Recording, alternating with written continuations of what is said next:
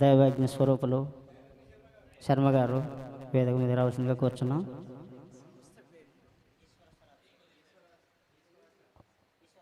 ఈశ్వర స్వరాభిషేకం ఈశ్వరాచార్య గారా?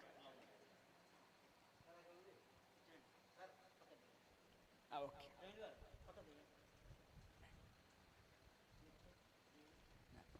ఇట్లా రా బెట్ట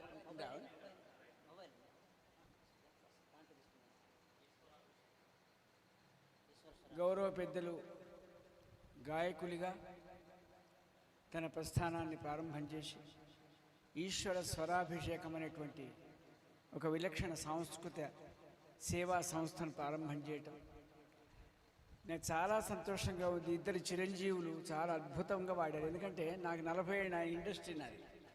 40 ఏళ్ళు ఎంతో గాయకులు చూశాను.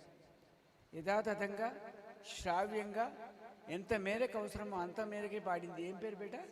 స్వప్న గారు, గౌరవ పెద్దలు ఈశ్వర్ గారు చాలా అద్భుతమైన సెలక్షన్ కూడా బాగుంది. సాంగ్స్ కరవక మాస్టర్ గారు కూడా బాగున్నారు. పాత పాటలు అజరామరమైనవి. దానికి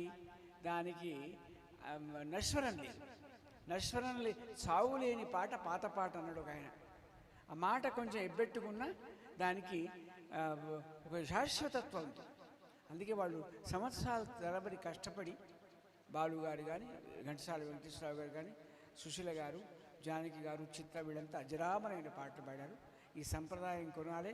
నాకు అన్నిటికంటే ఈశ్వర స్వరాభిషేకం చాలా అద్భుతమైన పేరు బాగా. కాబట్టి ఈశ్వరుని అభినందిస్తూ పాత పాటలకు పెద్దపీట వేయాల్సిన ఆవశ్యకత ఉంది. కాబట్టి కొంచెం అందరి అడ్వర్టైజ్మెంట్ చాలామంది 10 మంది వచ్చేటట్టు ప్రయత్నం చేయండి ఈశ్వర్ గారు ఈసారి.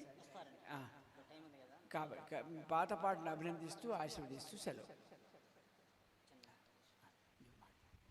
శర్మ గారు మొదటి ప్రోగ్రాంకి వచ్చారు సార్ స్వామివారు. మళ్ళీ నేను ఎదురు చూస్తూ ఉన్నా స్వామివారి కోసం, మళ్ళీ ఎప్పుడు వస్తారా అని. ఆ ఈశ్వరుడే నాకు స్వామివారిని పంపించారు. మొదటి ప్రోగ్రాం కూడా ఈశ్వరుడే పంపించారు అన్నట్టు. ఇప్పుడు 7th ఎపిసోడ్లోకి వచ్చామండి. సార్ కోసం చూస్తున్నాను. ఆ ఈశ్వరుడే మళ్ళా నాకు.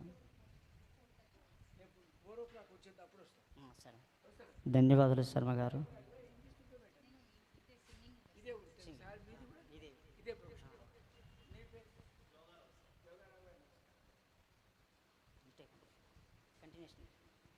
చెక్